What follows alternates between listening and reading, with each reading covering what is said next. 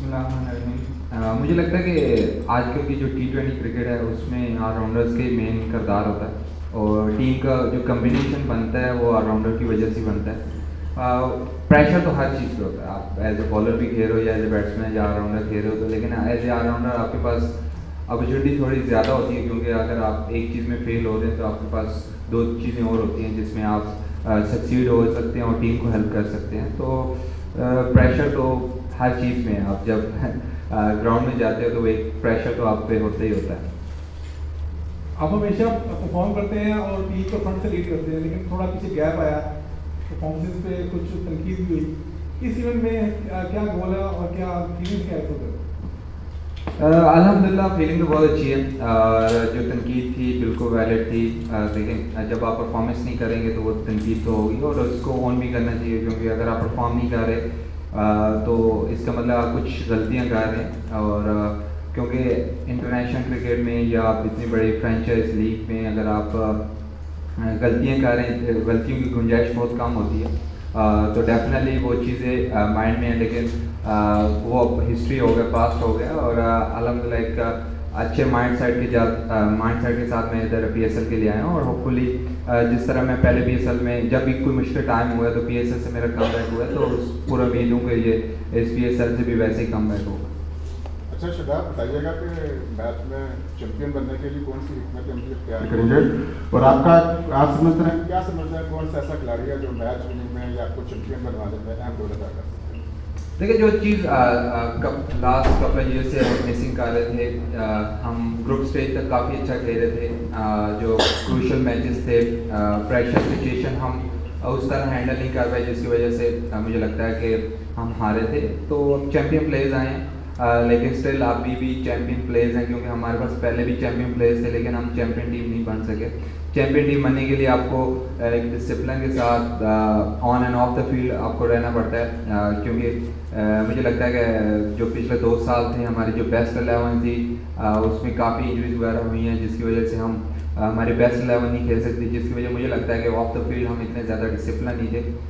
तो हम उस चीज़ पर हमारा बहुत ज़्यादा फोकस है कि हम ऑफ द फील्ड ज़्यादा डिसिप्लिन हों और अच्छी रिकवरी करें, क्योंकि बैक टू बैक मैचेस हैं, आपके रिकवरी टाइम बहुत कम होता है। तो मुझे लगता है कि वो चीज़ बहुत अहम किरदार अदा करती है। परफॉर्मेंस कुछ इतनी खास नहीं रही है, अगर हम पिछले सीजन को देखें तो क्या समझते हैं कि कप्तान का परफॉर्म करना बहुत टीम के लिए उसका मोराल बुलंद करता है, और अपनी परफॉर्मेंस को इम्प्रूव करने के लिए आपने क्या क्या किया है? देखिए, परफॉर्मेंस तो मुझे लगता है कि जो वर्ल्ड कप और एशिया कप में उतनी अच्छी थी, तो उसके अलावा अगर आप पीछे देखें तो अच्छी परफॉर्मेंस जा रही थी, लेकिन देखो वो एक हिस्ट्री हो गया। और देखें, अगर आप ज़्यादा पास के बारे में या ज़्यादा फ्यूचर के बारे में सोचते हैं तो आप एक अननेसेसरी प्रेशर क्रिएट करते हैं खुद पे। वो चीज़ें भूल कर और अच्छे माइंडसेट के साथ जिस तरह मैं आया हूँ, इंशाल्लाह उम्मीद करता हूँ कि जिस तरह मुझे बताया कि मेरे सेल्फ लीव है, हमेशा जब भी स्ट्रगल किया तो PSL से अच्छा कमबैक हुआ, तो उम्मीद करता हूँ कि वो दोबारा से कमबैक हो। और जब आप एज ए कैप्टन आप परफॉर्म करते हो तो आप अच्छे तरीके से लीड कर पाते हो, लेकिन अगर नहीं भी करते, क्योंकि ये टीम गेम है और टीम में सिर्फ एक प्लेयर की परफॉर्मेंस से ना आप जीतते हो ना आप हारते हो। एज ए टीम आप एक यूनिटी के साथ इकट्ठे परफॉर्मेंस देंगे तो मुझे लगता है कि वो टीम ज़्यादा सक्सीड होती है। इंडिविजुअल परफॉर्मेंस से आप शायद मैचेस जीत सकते हैं, लेकिन एज ए टीम जब तक परफॉर्म नहीं करेंगे तो आप चैंपियन नहीं होंगे। PSL का पहला मैच कितना अहम होता है और बतौर जो हरीफ टीम है लाहौर कलर्स को कहाँ हिट करते हैं? देखो, बट डिफेंडिंग चैम्पियन है, 2 बार लास्ट 2 बार ही चैम्पियन टीम है, तो डेफिनेटली वो बहुत ज़्यादा अच्छी चीज़ें कर रहे हैं तब वो चैम्पियन है। और मेरे ख्याल से जो भी PSL में ऑन पेपर सारी टीमें काफ़ी अच्छी हैं।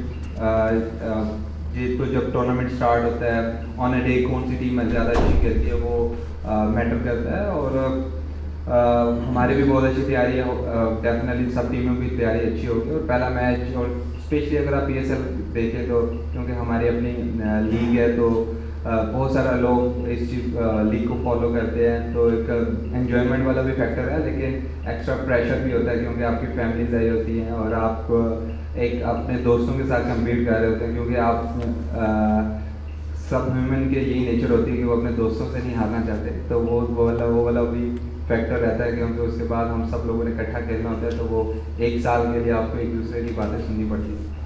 अच्छा शराब, आपने जैसे कहा कि दोस्तों वाला फैक्टर है, वो मिसाल है ना कि दोस्त 1:30 बजे तो अफसोस होता है, लेकिन अगर वो फर्स्ट आ जाए तो ज़्यादा अफसोस होता है। ऐसे ही है। तो लाहौर ब्रदर ने कुछ मतलब परमानेंट सेंसेस में आप भी थे जब मीटिंग हो रही थी कि उन्होंने प्लानिंग जो है वो 4-5 साल की, जब वो बैड रिजल्ट दे रहे थे उन दौरान प्लानिंग कर। तो आपकी इस कल के मैच के लिए क्या प्लानिंग होगी बेसिकली लाहौर कलंदर की, उस प्लानिंग को ब्रेकआउट करने के लिए जो 5 साल है या 7 साल है?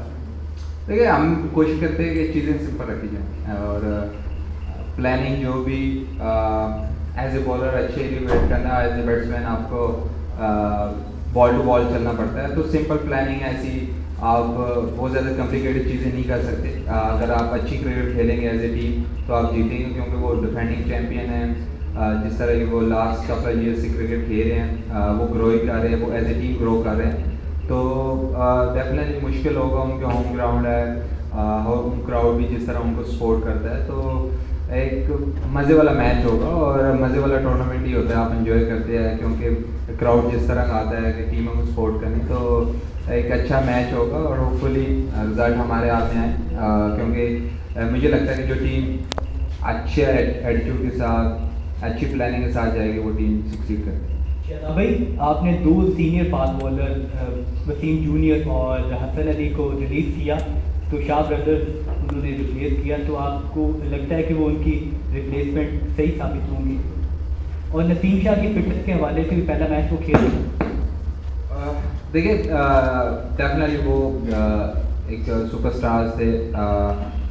बड़ा मुश्किल था डिसीजन, क्योंकि आपको पता है कि ड्राफ्ट में कैटेगरीज वाइज काफ़ी मुश्किल होता है, और सेम कैटेगरीज के अगर आपके पास 5-6 प्लेयर्स हों तो आपको हार्ड डिसीजन लेने पड़ते हैं, जिसकी वजह से जो हमने लिए। दूसरा शाह ब्रदर्स, वो तो आप सब लोगों ने देख लिया होगा जिस तरह उनमें टैलेंट है।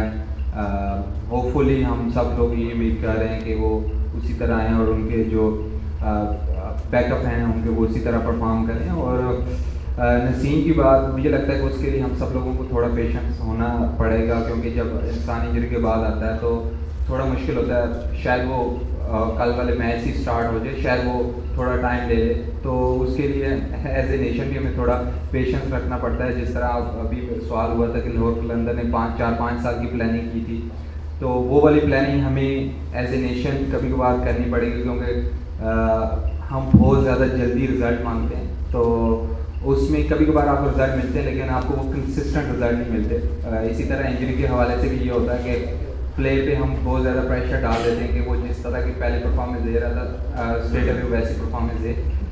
मुझे लगता है कि आप जितना मर्जी रिहैब कर लें, आप जितनी मर्जी प्रैक्टिस कर लें, ट्रेनिंग कर लें, जब आप मैच में जाते हैं तो आपको स्टिल वो प्रेशर रहता है और आपको बॉडी पे यकीन आने के लिए शायद एक टूर्नामेंट चाहिए, शायद एक मैच चाहिए, तो वो इंडिविजुअल होता है, लेकिन काफ़ी मुश्किल होता है। उसके लिए हम सब लोगों को पेशेंस रहना पड़ेगा, लेकिन वो लग तो सुपर फिट रहा है और हम उम्मीद करते हैं कि जिस तरह वो उसने छोड़ा था वो वैसी परफॉर्मेंस दे। शदाब, कादिर ख्वाजा और समा टीवी से हूँ। ठीक है।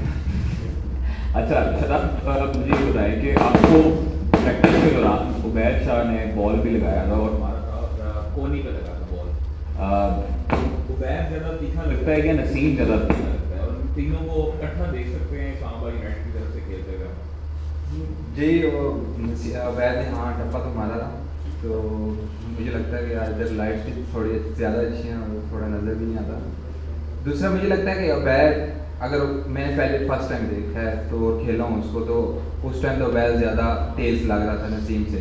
और दूसरा आपका ये सवाल था कि तीनों इकट्ठे खेल सकते हैं, बिल्कुल खेल सकते, क्यों नहीं खेल सकते, क्योंकि ये जो इमर्जिंग कैटेगरी होती है सबसे इम्पोर्टेंट कैटेगरी होती है, और इस्लामाबाद यूनाइटेड टीम की ये खूबसूरती रही है कि जो भी इमर्जिंग प्लेयर है वो पाकिस्तान के लिए खेला है, तो हम पूरा उम्मीद है कि ये दोनों भाई और तीसरा शो मैच भी है, तो जो इमर्जिंग प्लेयर्स हैं होपफुली ये आने वाले वक्तों में पाकिस्तान की तरफ से खेलें। शादाब, ये बताएं कि आपको होम ग्राउंड पे खेलने का ज़्यादा मज़ा आता है या लाहौर के फैंस के सामने खेलने का ज़्यादा इंजॉय करते हैं? और दूसरा ओवरसीज़ प्लेयर्स के बारे में भी बताएं कि उनका कम्बिनेशन कैसा है, कौन कौन से प्लेयर्स कल हम खेलता देख रहे हैं? देखिए, हमारे तो ओवरसीज़ मेरे ख्याल 3-4 कितने आए हैं, 4-3 हमारे 4 है, 2 है। हाँ 4 आए हैं। तो कोलिन मंरो, एलेक्स हेल्स, तो वो तो आपको पता है वो काफ़ी टाइम से हमारे साथ खेल रहे हैं। और दूसरा टैमी मिल्स आया, वो लास्ट ईयर अनफॉर्चुनेटली नहीं आ पाए थे, इस साल आए हैं। वो मुझे लगता है कि जो हम लास्ट 2 साल से जो हमें इशू आ रहा था डेथ बॉलिंग से, मुझे लगता है कि मिल्स से आने की वजह से वो मुझे लगता है वो कवर अप हो गया। और होपफुली वो जिस तरह का उसका एक्सपीरियंस है ऑल अराउंड द वर्ल्ड, वो एक्सपीरियंस लेके आए। और नसीम और टैमी मिल्स हमारे पास हैं जो डेथ ओवर्स में अच्छी बॉलिंग करें। दूसरा आपने क्राउड को पूछा था। क्राउड देखिए, दोनों क्राउड बहुत मज़े के होते हैं। आप हर क्राउड का अपना प्लेयर है। लाहौर जिस तरह के लाहौर टीम को सपोर्ट करने आता है, और ये होना भी चाहिए कि आप जो अपनी सिटी को है वो जिस तरह का सपोर्ट करने आते हैं, तो वो काफ़ी हम लोग अपोजिशन भी काफ़ी इंजॉय करते हैं कि वो उस तरह सपोर्ट करते हैं। और पिंडी का अपना फ्लेवर है, जिस तरह आप देखा होगा वो टेस्ट मैचेस में फुल क्राउड होता है, तो मज़ा आता है दोनों। मुझे लगता है कि पाकिस्तान में यही खेलने की ब्यूटी है कि जब आप सारा क्राउड ही अपना होता है, वो एक बेशक अपोजिशन को भी सपोर्ट करे लेकिन आप इंजॉय कर रहे हो क्योंकि स्टिल वो पाकिस्तान की लीग है, तो जिसको भी सपोर्ट करें तो वो हमें अच्छा लगता है। शादाब चौधरी अशरफ, एक न्यूज़ से मेरा सवाल तो यही है कि जिस तरह आप पाकिस्तान टीम के नायब कप्तान भी रहे, तो आपको पता है इंटरनेशनल लेवल पर पाकिस्तान का जो मिडल ऑर्डर है वहाँ पर पाकिस्तान को काफ़ी मसाइल का भी सामना रहा है। और आपकी टीम में जो इस्लामाबाद यूनाइटेड है उसका मिडल ऑर्डर कैसा है, और कौन से बल्लेबाज हैं जो आप जिन पर रिलाई करते हैं? क्योंकि T20 क्रिकेट में 200 रन बनना तो अब आम बात हो गई है, तो जो जिसका दारोमदार बल्लेबाज होता है। देखिए, हमारा तो मिडल ऑर्डर अल्हम्दुलिल्लाह काफ़ी अच्छा है, और हम एक प्लेयर पर रिलाई नहीं करते क्योंकि ये टीम गेम है। उसमें हमारा मिक्सचर है ओवरसीज़ और पाकिस्तानी प्लेयर्स का। कोलिन मंरो, एलेक्स हेल्स है, आज़म है, हैदर जिस तरह खेल रहा है या आगा है, और मैं और मैडी भाई जिस तरह है, और फ़हीम है। तो हमारे बैटिंग डेप्थ तो काफ़ी ज़्यादा है, लेकिन वो ऑन पेपर हमारी बैटिंग डेप्थ है। ऑन अ डे हम किस तरह की बैटिंग करते हैं वो ज़्यादा इम्पोर्टेंट होता है। तो मुझे लगता है कि हमारा तो अल्हम्दुलिल्लाह सारी चीज़ें कवर हैं, लेकिन वही बात है कि पेपर पे सब चीज़ें कवर हैं। जब हम ग्राउंड में जाएंगे तो वो ज़्यादा मैटर करता है कि हम एज ए टीम वहाँ कैसा खेलते हैं। Last question. शादाब, अगर 3 डिमेंशनल प्लेयर की बात करें तो आपसे अच्छी शायद ही पाकिस्तान में कोई ऑप्शन हो। अब अपनी फिटनेस और इसके बारे में बताएं कि PSL में आपके क्या गोल्स हैं, आप किस तरह इस PSL को देखते हैं? देखिए, इंजरी के बाद काफ़ी मुश्किल होता है, लेकिन जो मैं T20 खेलने गया था वो उसका सिर्फ ये मकसद था कि जिस तरह मैंने पहले आपको नसीम का बोला है कि शायद वो आपको 1 टूर्नामेंट लगे, शायद आपको 2 टूर्नामेंट लगे, 2 मैचेस लगे, आपको पता नहीं होता कि आपको बॉडी पे कॉन्फिडेंस कैसा आता है। तो मेरा ये मकसद था कि PSL से पहले या पाकिस्तान सीरीज़ से पहले वो ऐसे मैचेस खेले जाएँ जहाँ पे मुझे बॉडी पे यकीन है। तो काफ़ी, हालांकि मैंने उधर परफॉर्मेंस नहीं दी, लेकिन मुझे अपनी बॉडी पे यकीन है। तो एज ए प्लेयर आप किसी से भी पूछेंगे किसी भी टूर्नामेंट पे जाने से पहले, तो वो चाहेगा कि वो प्लेयर ऑफ द टूर्नामेंट बने। तो सेम गोल मेरे लिए भी है, वही गोल है, और उम्मीद करता हूँ कि अच्छी से अच्छी परफॉर्मेंस दूँ टीम के लिए।